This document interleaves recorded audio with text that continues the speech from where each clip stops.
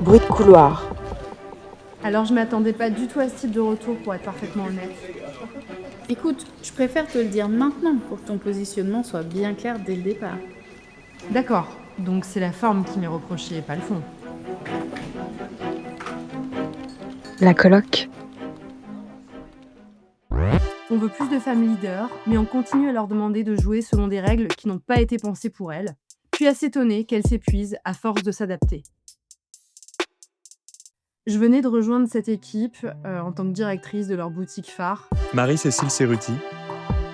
J'avais passé des heures à préparer ma présentation, tu vois, j'allais la proposer à la direction France et aux autres directeurs de boutique. Donc c'était quand même pas rien. Et donc je devais présenter les différents plans d'action que j'avais envisagés pour la période de Noël. Je connaissais personne, donc faire le choix des mots, est-ce que j'allais être claire, est-ce que j'allais être juste. En fait, tu veux être toi-même. Je voulais être moi-même tout en prouvant que j'avais ma place. Donc très clairement, j'avais vraiment envie que ça soit percutant.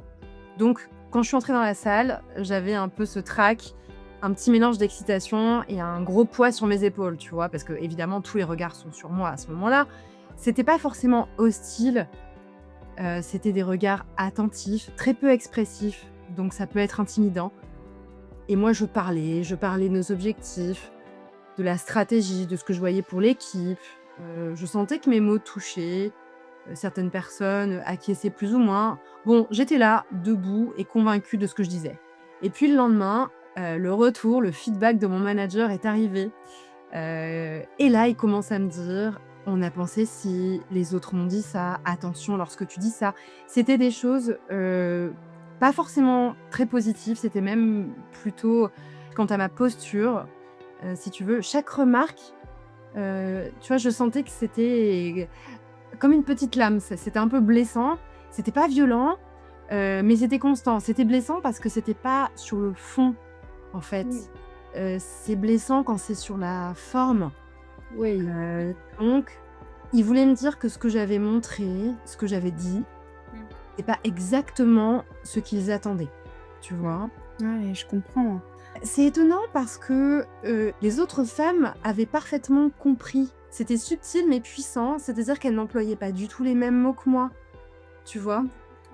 Moi j'étais une femme dans ce rôle, qui plus est boutique phare et tu vois, par exemple, les hommes, eux, pouvaient employer ces mots-là. Je pense pas qu'ils aient eu ce retour.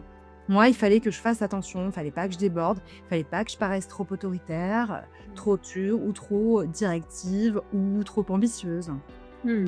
tu vois? Mais en même temps, le poste est important, tu vois? Je viens de l'extérieur, Et oui. mais j'ai senti que parce que j'étais une femme, j'étais encore plus observée, tu vois? On te déshabille, hein, des pieds à la tête. Ah, on en parle? Comment tu es habillée, et cetera. Donc tu as 0 cadeau, 0 indulgence, hein. Donc voilà, j'étais en plein décalage entre le poste que j'avais obtenu, mais il fallait que je continue à le prouver et non pas par des chiffres, hein, parce que moi, pour moi, maintenant, j'étais sur les rails. Il fallait que les résultats chiffrés arrivent, mais c'était, par la forme, tu vois? Cette espèce de cadre implicite, naviguer avec des codes, montrer une autorité, calibrer, tout en restant moi-même. Tu vois? C'était une première leçon. C'était Oui. difficile, intime, mais je savais que ça allait pas me quitter En restant toi-même, mais pas trop quand même. Séverine Fingal. et pas trop quand même. Il y a un biais cognitif là. Ouais, carrément. On en discute? Allez, on en discute. Ah oui, le fameux biais cognitif. Alors, tu sais, c'est le fameux truc où les femmes, manquent de confiance en elles, mais dès qu'elles montrent qu'elles ont confiance en elles, on peut aussi les sanctionner, hein, parce qu'elles sont trop ambitieuses. C'est ça que tu veux dire? Et d'ailleurs, Séverine, Oui. tu sais qu'ils ont pas mis beaucoup de temps avant de me faire passer le fameux test de la méthode Ah! DISC. Ah, le fameux! J'adore. Donc, tu connais? OK! Ah bah oui, ils y vont fort, hein. OK, oui, bon bah Tu voilà. te rappelles ou c'est un vieux souvenir avec le rouge, le jaune, le vert, le bleu?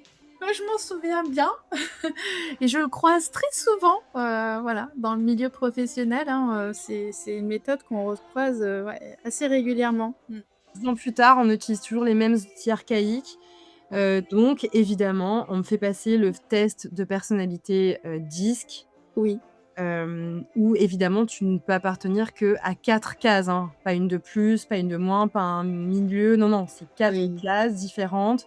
Mmh. C'est comme ça que tu es classifié et Oui. donc il y a le dominant, il y a le conforme, il y a le stable, l'influent. Oui, moi, tu vois, cette méthode 10, bah, je la connais très bien parce que j'ai eu l'occasion de la passer à plusieurs reprises, dans différentes interventions dans des boîtes et moi, je suis, carrément jaune et rouge. Donc tu vois, à 1 près, je suis 51 rouge et 49 jaune.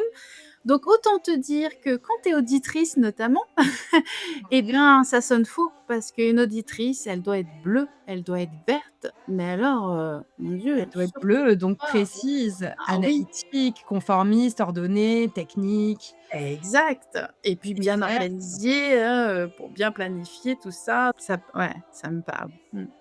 Mais bizarrement, tu vois, je l'ai vu dans cette, même entreprise, Oui, lorsqu'une femme est rouge, donc plutôt un caractère dominant, oui.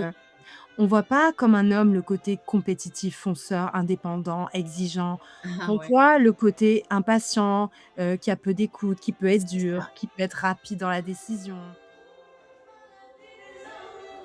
Tu vois, moi, j'avais perçu cette méthode-là en mode on te met un petit peu dans des cases, hein, un petit peu beaucoup quand même, même si on t'explique bien que de toute façon, tu dois être un peu de tout. Je pense que, aujourd'hui, en tant que femme, on manque de confiance en nous, hein, ça, voilà, c'est un fait et peut-être qu'on manque aussi un peu de sororité, mais bon. On manque de sororité, évidemment, de se soutenir les unes les autres, mais aussi il y a peut-être aussi un problème, de génération. J'ai l'impression qu'on se pose peut-être plus de questions, Oui. par rapport à notre travail, Mmh. la place que ça prend et l'impact que ça peut avoir aussi sur notre bien-être. Mmh.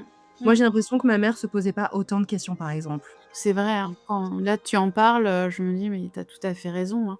Est-ce qu'elle se posait toutes ces questions? Je ne suis pas sûre. On est peut-être la génération, de l'épanouissement, qui va peut-être chez le psy, où on se Ouais, pose peut-être davantage de questions. C'est peut-être pour ça aussi qu'on souffre aussi, hein, de oui, syndrome, de l'imposteur, c'est ça.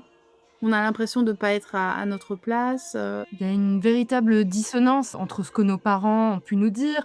mmh, Tu vois, moi, on me disait: «Tu sois ambitieuse, tu seras indépendante, mmh, montre-toi, aie confiance en toi». Tout ça, on nous l'a dit et oui, puis quand on le fait, du moins quand on essaye, mmh, on nous dit: «Reste agréable, adapte-toi, ne sois pas trop clivante, sois plus mmh, diplomate». mmh, Tu vois, c'est ce double effort, en fait. mmh, Entre mmh, ce qu'on nous a dit, on nous a dit qu'on pourrait tout avoir ouais, et puis, on arrive dans la réalité et on nous dit: «Attention, attention au verbal, attention, au narratif. mmh, Ne sois pas comme ci, ne sois pas comme ça». mmh, Donc on est dans le double effort permanent. mmh, Une fois, j'étais en entretien d'embauche et là, la personne me dit, une femme, donc ça faisait plaisir d'entendre ça, même si mmh. j'ai pas trop aimé le terme qu'elle a employé, elle m'a dit: «Je recherche un rouleau compresseur». Oh! Ah! OK, très C'est clair. pas mal ça, c'est pas mal. Alors, sur le papier, je trouve ça quand même assez intimidant, Mmh. plutôt même déstabilisant, parce qu'un rouleau compresseur, finalement, c'est pas de quartier. Ouais. Mais quelque part, j'aimais un peu l'idée, parce que j'avais l'impression à travers cette expression qu'elle me disait finalement que je pouvais assumer ce côté un peu vif, parfois un peu OK. directif quand c'est nécessaire. Ouais. Donc j'ai plutôt aimé ça, alors que dans mon entreprise précédente, tu vois, au contraire, on a essayé de taire véritablement, cet aspect, qui me caractérise. La question d'un bon management, n'est toujours pas, claire dans tous les cas parce que ça dépend tellement. Il y a beaucoup trop de il y a Mmh. pas assez d'objectivité. Il y Oui. a vraiment d'une personne à l'autre, d'une boîte à l'autre, Mmh. avec l'état d'esprit d'une entreprise aussi qui varie. Quand tu es en entretien, tu te rends pas vraiment compte de l'état d'esprit aussi de la boîte. Mmh. Mmh. C'est une fois que tu es recruté et que c'est trop tard. Et puis par rapport à ce que toi tu as pu ressentir aussi dans ton expérience, moi je peux te dire qu'en tant que manager, très clairement, c'est moi qui m'adapte en fait à mes collaborateurs. Bien C'est sûr. moi qui justement, je vais me servir des méthodes comme celle du disque pour comprendre comment fonctionne et comment, je vais pouvoir communiquer avec, tel ou tel, collaborateur. Parce que clairement, j'aurais pas le même discours avec un bleu, avec, une rouge ou une jaune, et alors ça me demandera un effort parce que moi je suis plutôt rouge et jaune, ça tout le monde l'a compris maintenant, mais en tout cas, c'est à moi en tant que manager de m'adapter, en fait. C'est pour ça que ça a été inventé avant que ça soit détourné, bien sûr. Mmh. Je sais pas toi, mais moi, j'ai pris le risque, Mmh. j'ai déjà pris le risque de passer pour une telle, passer pour un tel, passer Mmh. pour une femme trop dure ou une femme trop chaleureuse. Mmh. Heu, je préfère passer pour cela, pour ceci ou pour cela Mmh. vis-à-vis de ma direction, Mmh. mais être, appréciée en tant que manager par mon équipe. À Mmh. un moment donné, je me suis dit: «Peu importe ce que pense ma direction, du moment que mon équipe me suit». Parce que ce qui compte, Oui. la boutique tourne, c'est d'être avec une équipe qui bosse Oui, à fond derrière toi et c'est carrément. ça le leadership finalement. Donc on a beau faire des méthodes DISC, on a Oui. beau décortiquer les gens et cetera et cetera. Mmh. Ce Mmh. qui compte finalement, c'est la boutique et donc l'équipe. Mmh. Donc voilà, moi je préfère être entre guillemets, pas avoir une bonne réputation vis-à-vis de ma direction, mais être suivie de mon équipe, c'est un parti Mmh. pris. Ah mais c'est incroyable ce que tu me dis là parce qu'en général, c'est l'inverse. C'est qu'on n'est pas apprécié de son équipe, on a et on est plutôt bien apprécié de sa direction. Donc là, bah, j'ai envie de te dire, mais ils se plaignent de quoi? Parce que voilà, bien sûr que ce qui est important, c'est d'avoir une équipe qui te suit et d'avoir, voilà, cette relation de confiance, et puis bah, du coup, les résultats qui vont avec. Parce que clairement, quand tu as une équipe qui te suit, les résultats, ils sont là. Bon, bah, la Bien direction, sûr. ce qui les intéresse, c'est quand même les résultats. Donc, de On est d'accord. toute façon, voilà, on fera jamais assez bien, tu vois? C'est Jamais assez incroyable. bien. Mmh. Mais en tout cas, c'est intéressant d'essayer de refaire le monde et de voir quel est le management le plus adapté, aussi bien pour l'équipe que pour la direction. Ouais. Parce que si on peut éviter de souffrir, c'est pas mal aussi. Ouais, c'est clair. Valorisons l'authenticité, de nos collaborateurs. Ouais, ça j'ai envie de dire, ce serait mon petit mot de la fin, tu vois? Exactement, je suis d'accord. On s'est lâché là. La coloc.